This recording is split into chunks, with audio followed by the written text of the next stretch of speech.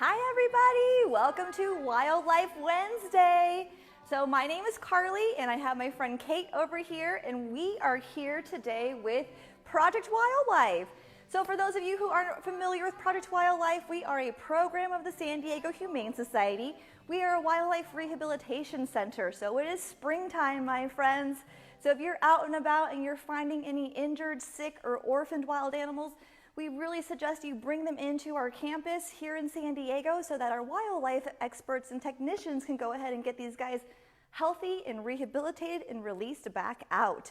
But you're looking at one of our wonderful ambassadors, and I'm going to go ahead and pass it on over to Kate so she can teach you all about pockets.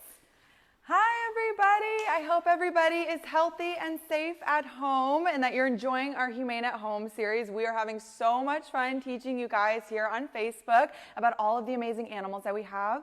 So just like Carly just mentioned, this is one of our other wildlife ambassadors, Pockets. So just like Chuck, the Western screech owl that we introduced to you last week, Pockets here is one of our Project Wildlife Education ambassadors. So she is super, super special. If you can see her really, really well, you might be able to tell that she is a pocket gopher. So she was brought in back in 2015 because a concerned citizen found her actually when she was really, really small. So Pockets was way too small to be by herself. So that citizen did the right thing and brought her into Project Wildlife so we could take care of her and see what was going on and do our best by Pockets. And we realized that she actually had a little bit of head trauma. So we don't know exactly what happened to Pockets. All we knew is that after a medical assessment, we knew she didn't have the same instincts that normal gophers do. She doesn't behave like a normal gopher does. If you guys have ever seen a gopher at home, you might know that the second they see a person, they go scurrying into their burrow. But Pockets here was not responding to us and to our tests the same way other gophers did. So we were able to realize that she probably would not survive on her own in the wild, which means she got to be trained and we got to start to work with her since she was so young, and she is now one of our amazing ambassadors. She is one of my favorites because if you guys are watching at home, you might know that people are not the biggest fans of gophers. So if you have any gardens at home or if you have beautiful lawns and you've ever had some gophers pay your house a visit, you might not be their biggest fans. But I'm going to share some amazing facts about gophers with you today to show you that they are actually super, super helpful to our environments and to our ecosystems. So Pockets here is called a pocket gopher because she has these really, really, really big cheek pouches that go from her mouth all the way to her shoulder, and they are actually fur-lined, so she can stuff all sorts of food and all sorts of nesting materials. She can put them inside of her cheek pouches, and then that's when they take all of that good stuff into their tunnels. Pocket gophers are called fossorial animals, which means they spend the vast majority of their time and their lives underground. So most of their time is spent underground in these really, really big tunnel systems that they build themselves. They are very, very well adapted to digging all of these little tunnel systems. And these tunnel systems can span hundreds or even thousands of square feet.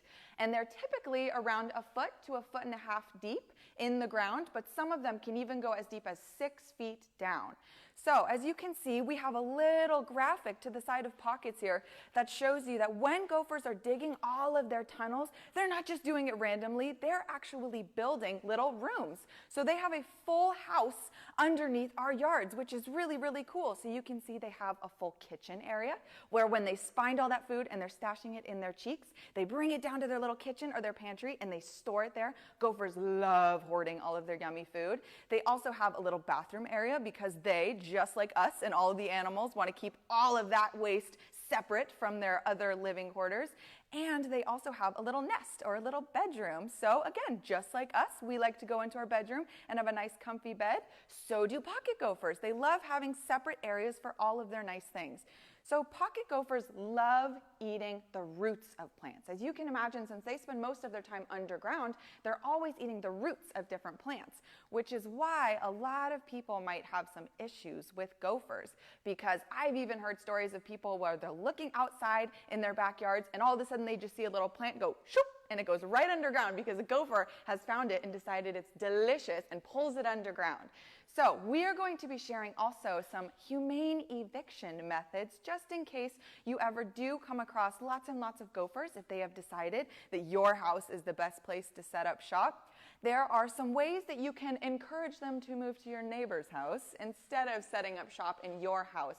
So, one of the most important things that we always want to tell people about gophers and really any rodent, so rats and mice, any rodent issue, is to please never ever use poisons. Poisons are really, really bad for the environment, and not only do they really, of course, hurt the little guys, like Pockets here, but they travel throughout the food web, so they end up hurting all of our big birds of prey as well, so like our owls and our hawks and falcons. They also hurt larger animals, and they might even hurt dogs and cats, so we never ever want to use poisons.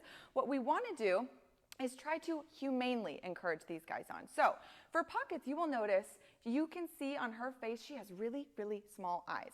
So pocket gophers, since they spend most of their time underground, they don't have very good vision. That's not a really big scent for them. They're not relying too much on their vision. What they use mostly is their sense of smell and their sense of touch. They have a really, really well-developed sense of smell and touch. So what you want to do if you're trying to encourage them along is to find really strong scented plants or other things that will make it a really unpleasant environment for these animals that will encourage them to move along. The only reason these gophers are setting up shop in our houses or in our yards and parks is because they are finding one of three things: food, water, or shelter. So all you really have to think about when you're having a wildlife issue, maybe it's with gophers or another wild animal, is why are they coming to my house in the first place? So with gophers, it might be because they're finding lots of yummy food. So what you can do is maybe plant some foods or some plants that smell really, really, really yucky. So I have here a list of some of the flowers and plants that you can maybe put around the perimeter of your garden. So when a gopher is digging around, he finds a root, tries to eat it, and it tastes like a daffodil or a lavender, he'll think disgusting, and he will keep moving along to try to find other yummy foods. Pockets here, just so you guys know, her absolute favorite food are dandelion roots, and she also loves corn on the cob. And she eats it just like you and me do, you guys. She eats it with all the little niblets come off, and she just leaves the cob. So she loves corn. There are also lots of other scents that gophers do not really like, and you'll notice these are all really, really strong scents. So for example, if you are seeing lots of gopher burrows popping up around your yard, what you can do is soak a rag in something like pine disinfectant or peppermint oil. If you soak a rag in that and put it in the burrows where you see the gophers are frequenting often, they will start to smell all of those really, really strong scents and decide, you know what, I'm not getting good enough food here. There's no corn on the cob here. I'm just going to keep moving along and try to find some other place to live.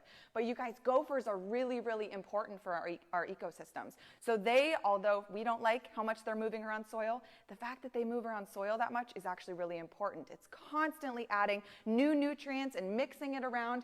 It's adding lots of oxygen, so it's actually helping all of the surrounding plants, and it's increasing soil fertility. It's also, they do provide lots and lots of food for other animals. I know, sorry Pockets, close your ears.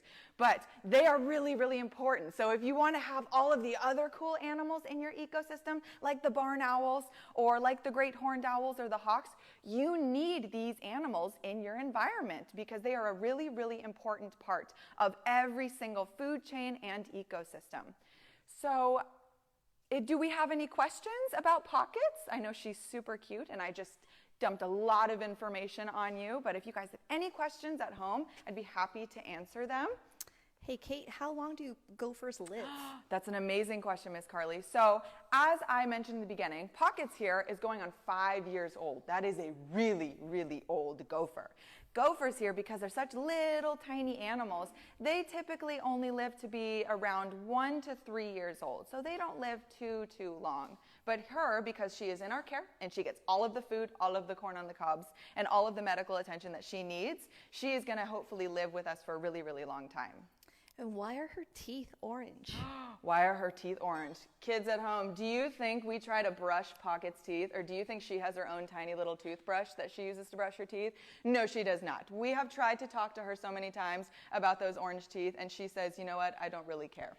So we allow her teeth to be orange. The reason that they are that color is because gophers can actually use their teeth as little shovels. So as you can imagine, digging tunnels is really, really hard, and having sharp teeth actually really helps. So you can see she's actually starting to push dirt around.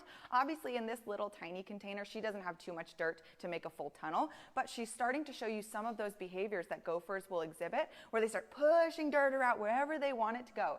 And when they're actually digging, they can tuck their lips behind their teeth and use those teeth as a shovel. And since their lips are behind their teeth, they don't have to worry about getting all sorts of mouthfuls of soil and dirt. So it's a really incredible adaptation.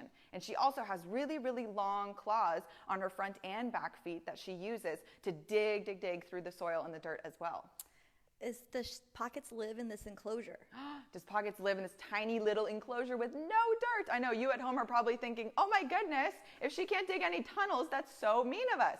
No, this little tiny enclosure is just so you guys can get an up close and personal look at her. We only ever put her in this when we are having her out for programs and we're having her help us to educate people about how gophers are actually really amazing. But normally she lives in a really big aquarium with lots and lots of dirt and soil that we're constantly changing out so that she's always building new tunnels and she's always having fun new things to do.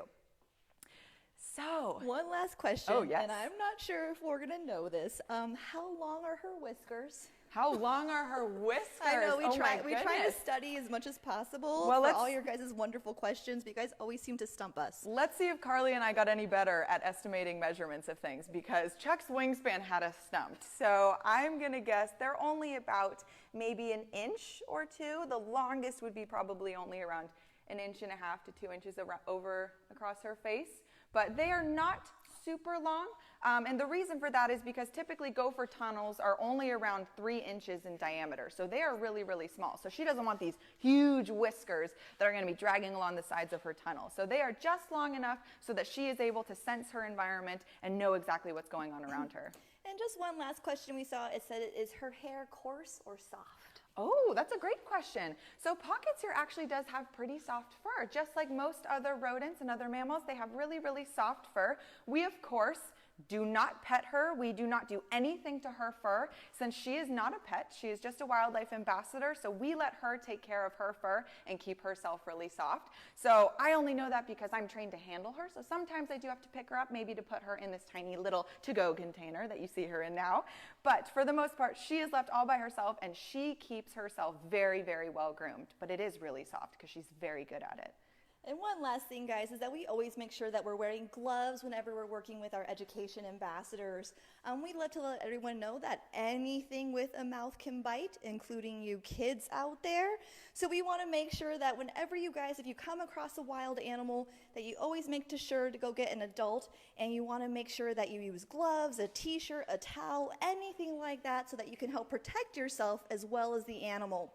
But my friends, we have a really fun game coming up, so I hope you all are going to enjoy this next portion of our, I can't even remember the name that we called it. Humane at Home episode.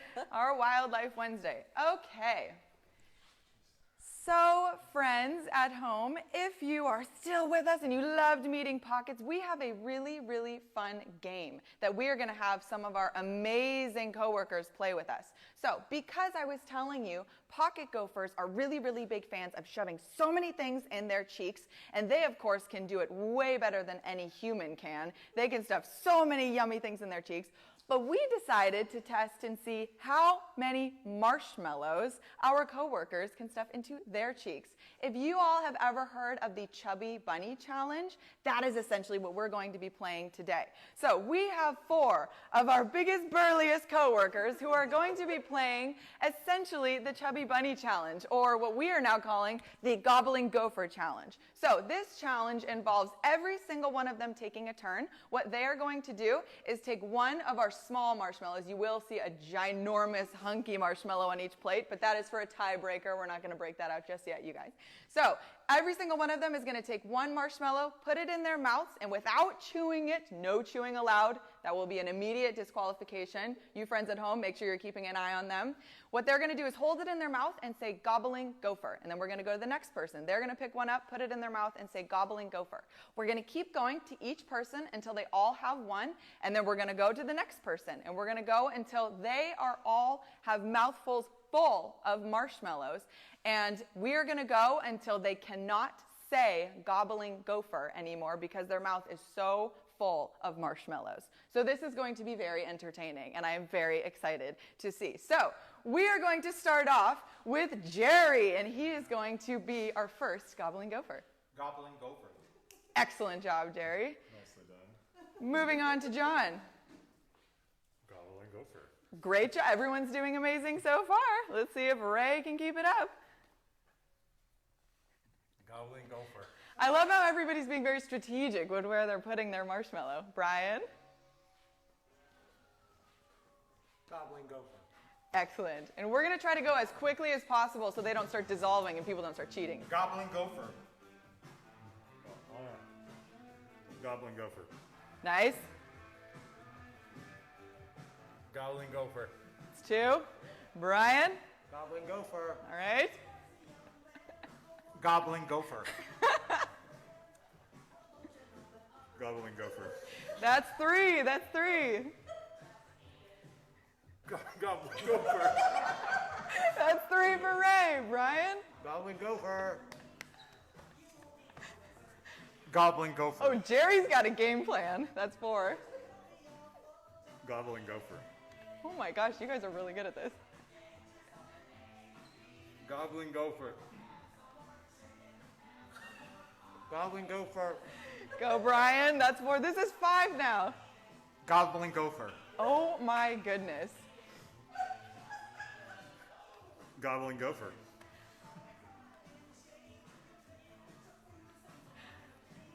Gobbling gopher. I've even lost count. Is this 5 for you? Gobbling gopher. Gobbling gopher. Gobbling gopher. I'm not eating. Gobbling gopher. That's 6. Gobbling gopher. Are we going to count that one? Okay, all right. Judge rules it counts. Gobbling gopher. That's 7 for Jerry. Jerry's swallowing them whole. Jerry's swallowing them. Gobbling gopher. John's got 7. Ray? Gobbling gopher. Gobbling gopher. Oh, man.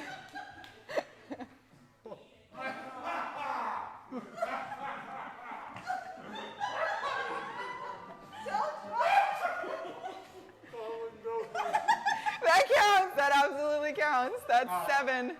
Gobbling gopher. Jerry! That's 8. Gobbling gopher. That's 8. That's amazing. Gobbling gopher.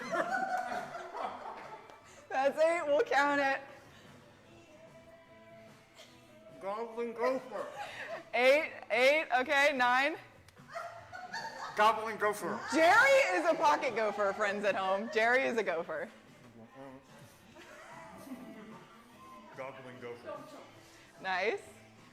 9. No chewing allowed. No chewing. All right, we've lost our first contestant. Okay, so he is out because he could not say it. So, do we want to keep going? Let's keep going. 2 at a time. 2 at a time. 2 at a time. Gobbling gopher. Okay, great. Okay, we're going. Galloping gopher. Gobbling gopher.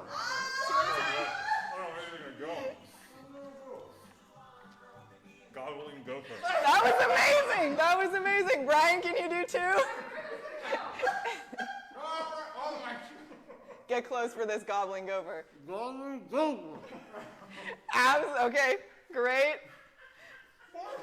Jerry has so much space.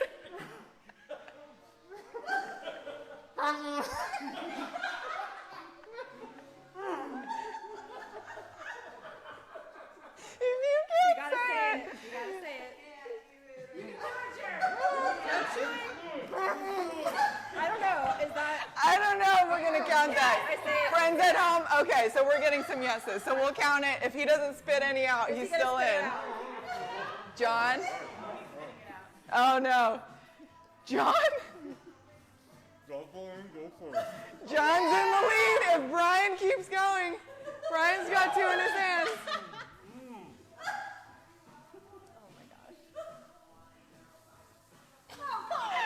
can do it. We'll give you one more try. One more try. We might have our winner. All right, that counts. That was amazing. Oh, and John's out. John has spit them out. So that means we have a winner. Brian is our winner. Congratulations. Oh, no. All right, he's going to channel his inner pocket gopher, friends. Oh, God.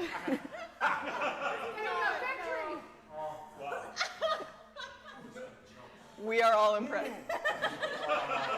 All right, so he has very clearly won.